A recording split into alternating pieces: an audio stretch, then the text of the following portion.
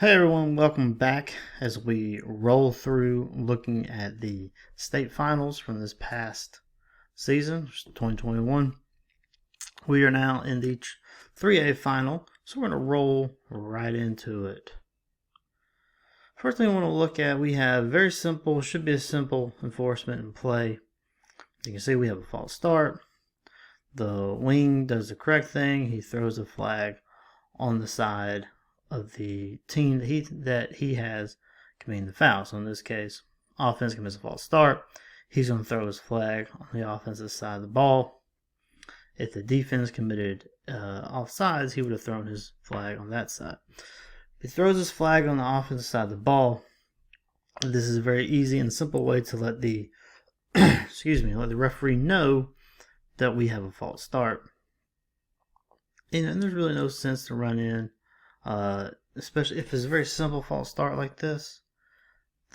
Just tell the referee, got a false start, and that's it. On the offense. Don't need a number, don't need anything like that. Do not report anything to the referee that he does not need for his announcement when you have an announcement like this. Okay, high school, we don't give the number, so don't give the referee the number. I know when I work referee, if you give me the number, I'm going to want to announce it, so just tell me offense, false start, so I can make the announcement. So it should be that quick, should be that simple. We get ready, and then we kind of stop, look back. Once you get ready to get the announcement, then get the announcement. It looks kind of sloppy. It looks like we don't know what we're doing when you get ready to give the announcement, even start, and then you kind of stop. Looks like there's some chatter going on the radio. That's another thing too. When the referee starts to give his announcement, all chatter on the radio probably needs to cease, because if I'm the referee and I'm giving the announcement and there's chatter going on in my ear, it's distracting. I kind of want to repeat or talk. So just cease all the chatter. This is, like I said, this is very quick. Very quick. There should be a quick enforcement. False start, 5 yards, we're rolling. That's all it should be.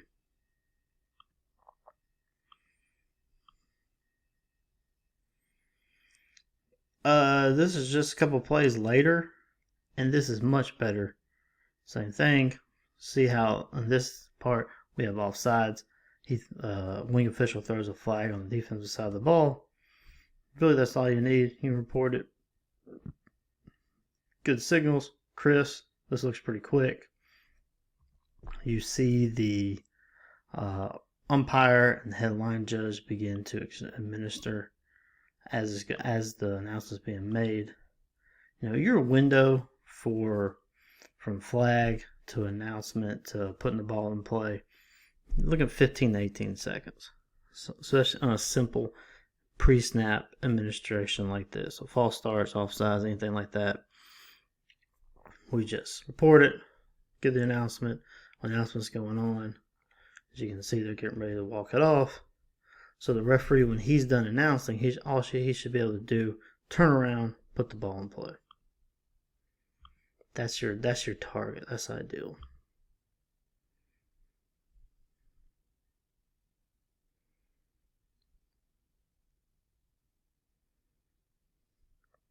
So on this one, when the foul is occurring that close to the snap, we want to be a little more hustle here. Let's kind of run in off the sideline, laying on the whistle, throwing the flag.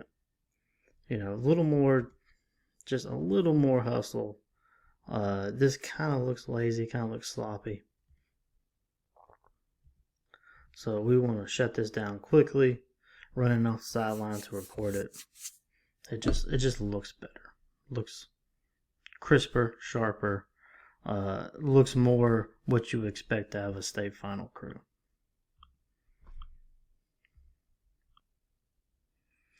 All right. Here we're going to have a pass downfield. You have good communication between the wing and the deep here. So we have questionable pass. You see the wing coming down. You're going to look at the deep. They're going to give a slight nod, indication they saw it. The only thing I would say here, maybe slow down a little bit. Looks like the wing has already made up his mind what he wants to do, what he thinks the play is. So maybe slow down just a wee bit, a little more collaboration between the wing and the deep here. But they do look at each other, and then this probably is the correct call. Hard to tell, obviously, on what we have, but it looks like it probably is the correct call. And this is going to be a good example. We have a player's helmet coming off, and then he gives up. This is a good job. His helmet has come off. He once he is disengaged from his block. Now, if he stays engaged with that block, because it's all one engagement, that's fine. But here, see, he disengages, then he tries to pick himself out of the play. Good job here of ceasing to participate once the helmet comes off.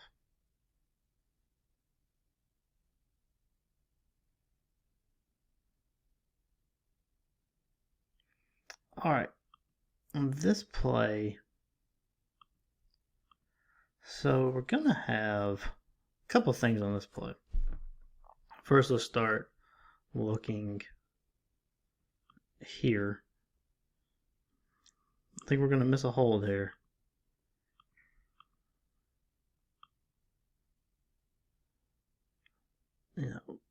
You can make the argument whether he's out of the play or not, but it's close enough where you should have a hold, because he just wraps him around the neck. He's close enough to the player there where you could reasonably assume he would make a play. So we miss a hold there. Then we're going to call a block in the back right here. Under normal circumstances, I would say this is a correct block in the back call, because it falls in the category where it's not hard enough or dangerous enough to be a safety foul. It does put the player illegally out of position to make the tackle, though, but the tackle is made by another player, and really he's already going down to the ground when the block occurs. So since it's not a safety foul, it's not hard enough or dangerous enough to be considered a safety foul, I'll probably lay off this one, and we're just gonna go on. Tell the player, be careful, don't do it again. It really has no effect on the play, and like I said, doesn't rise to that level of danger to be a safety foul. All right, here we're gonna have another. We missed the hold, because this is going to be a takedown hold. Wing might could get this. Well, let's see. Wing got 3 receivers out here, so the wing's probably preoccupied with the receiver. The wing doesn't really have a threat on any of his receivers, so he could peek in and see that if he wants. Referee, though, you gotta get this too. It's right at the point of attack. It's just a takedown hold right when he's rolling out. Referee's gotta see that, and then they spring it for a touchdown. Should have been called back.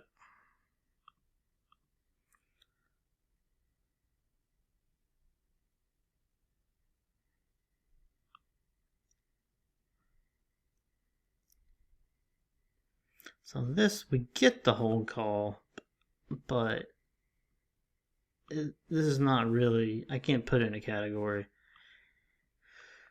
And the feet are good. That's the thing too. We want to look at the feet. What are the feet doing? He keeps the feet in between the defender and the runner pretty much this whole time. There's nothing really, I can't put that in a category. It doesn't take him down. Doesn't really grab and restrict them, and like I said, the feet are good the whole time. So I don't know what category. I guess you get a kind of a little hold right there where he kind of grabs them on the shoulder pad, but again, we look at the feet. Where the feet go. He keeps the feet in between. Just not a strong hold, especially when we look at some of the holds we didn't call. Put them in the context there. It's just not a strong hold.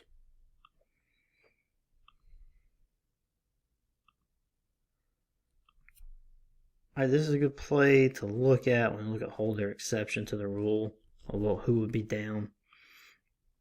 It's very easy to think the holder's down here because he receives it with his knee on the ground. And we know we concentrate on that rule too about where when they try that fake field goal where the holder catches it, flips it behind his head. If his knee's on the ground, then he's down. This does not fall into that category. Like I said, this is an exception to that rule. So this is all good. This is all clean. Everything's gravy there.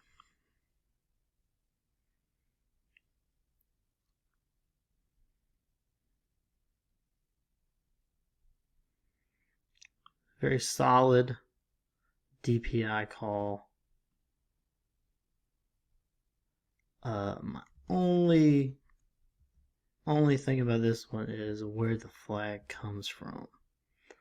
The flag comes from the wing, but this is the back judge's call. We should have already made the transition. So initially, this is the wing's key. Field judge has this receiver. Line judge has this receiver. Back judge has his inside guy. That's just your initial key. You let them dictate what happens. So when he swings out here, really the back judge, he's going to peek at him, but once he realizes there's no threat, we're not going to stay on that receiver. Neither is the wing. The wing's not going to pick him either because there's no threat here. We're going to look at threats. Field judge is going to stay on this threat. I think here the wing would be better off just peeking inside and helping out with holding calls here. I'll let the back judge take this. Side judge is going to keep him, and is going into the back judge's area. So this should stay on the back judge. So this flag really needs to come from the back judge. I think you see the other wing getting it. It's just not really. That kind of makes me think our wings are ball watching instead of looking where they're supposed to be. There's plenty to be looking at inside. Let the deeps keep in their areas of responsibility.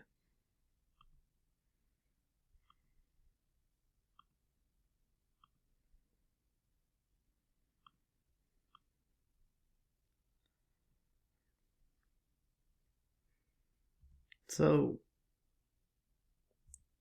let me wide back on the wide angle here.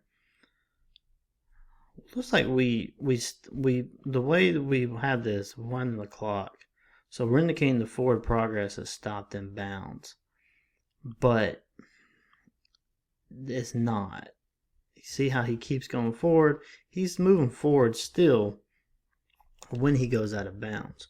So this should be just a hit out of bounds or runner being taken out of bounds.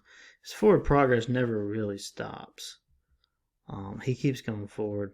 So clock should be stopped. We should give the offense that advantage in that situation. So if the forward progress is stopped in bounds, then we would give this forward progress stop. But he's still moving forward when he goes out of bounds. So we would not stop the clock.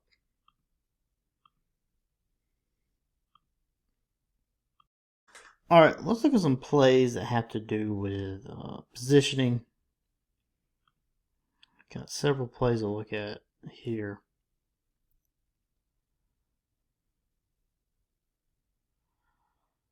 On a punt play like this, back judge, we want to give them some leeway and all, but we still want to be following the play. We should be moving kind of parallel with them, almost kind of like as a referee follows a quarterback, and then moving up some. We want to follow it a little bit, not a whole lot, but we do want to be moving, really kind of getting into the position to see where this ball lands and see it in a better position too. You can see the ball hits the player here. We're not really in great position to see that. We get lucky and that is easy. And then after we see that, we really want to be running up cover this a little quicker. So we should be running up now to spot this. Just looks, doesn't look crisp, doesn't look sharp. Doesn't look like we're really hustling out there.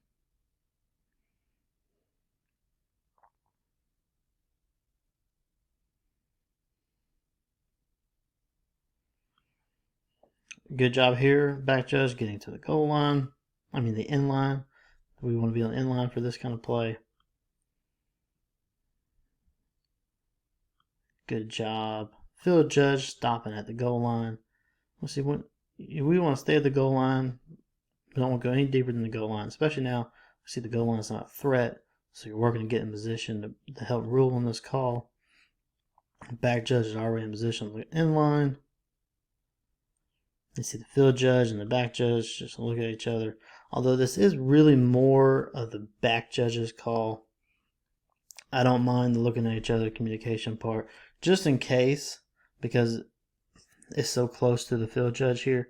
Just in case there was a bobble or something at the ground, maybe the field judge saw something that indicated an incomplete pass. Go ahead and give him a peek and just make sure. So good communication there, good mechanics. Good job getting where we need to be.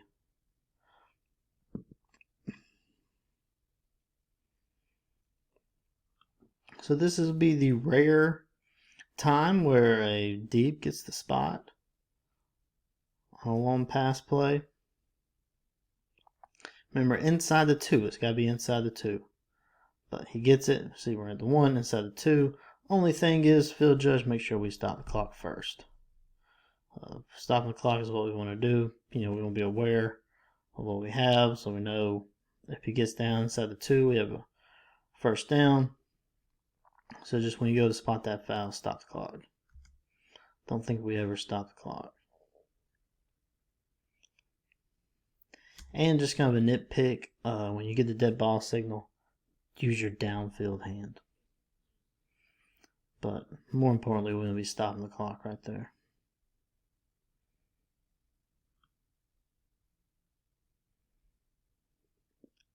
A good job by the line judge here. You see he hustles to get the goal line because we're inside the 5.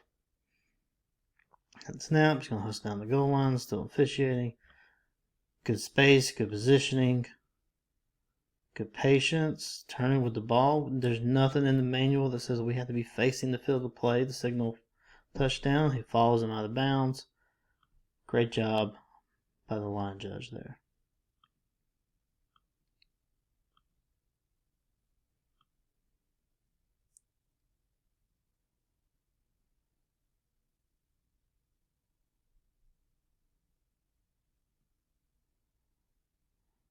Side judge, let's stop at the goal line. Back judge, you're good. Working your way to the end line. Let the field judge and side judge get the goal line. But that only works, side judge, if you stop at the goal line. So, in a crew of 7, field judge and side judge never go deeper than the goal line.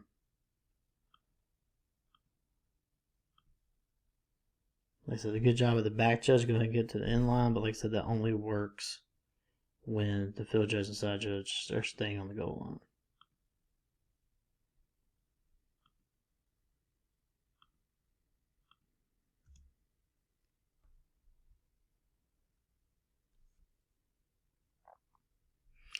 Good job, side judge. Good cushioning, getting to the goal line. You're there. Good job getting there first. Patience. But let's make sure we turn and follow him into the area, because if he drops this ball already, I mean, even though he secures it in the field of play, if he drops it anywhere in here, then we have an incomplete pass. So make sure we're turning and following, and then we also, we're looking for any kind of interference or dead ball stuff as well. And there's nothing that says we have to be facing the field of play to signal touchdown. Just signal touchdown. Follow them, signal touchdown. But positioning, everything's good. Just make sure we follow them.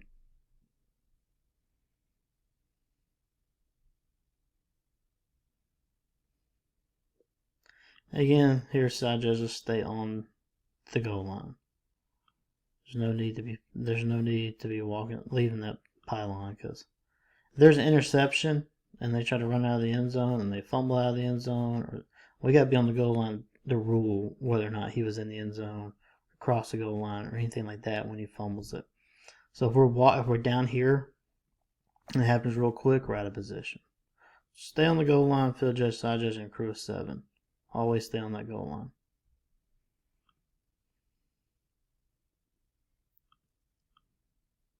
All right, last couple of plays.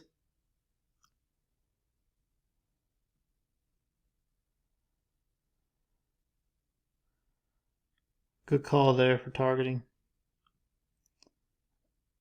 It's not that blow-up hit like we always are used to, but see how he drops his head, he comes in and he leads down the crown of the helmet and makes contact.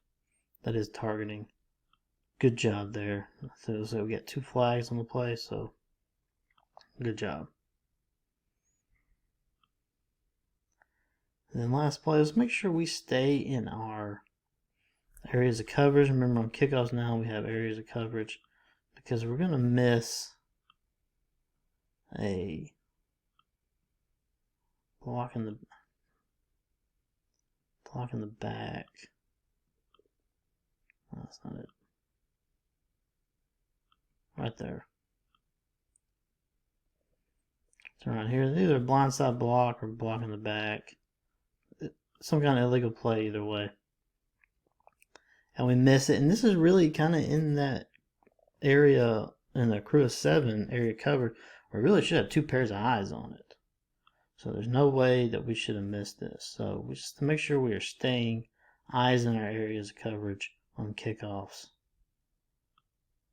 And then we won't miss that. Because like I said, that's kind of in the area where you should have both the, at least the field judge, I think the back judge will kind of be looking in that area. Alright, that's it for the 3A final. Keep a lookout. We will have more videos, the 4A final, and maybe something on momentum as well. So, thank you for watching. Remember to subscribe to the channel if you liked it. Like this video. If you didn't like it, the other button works as well.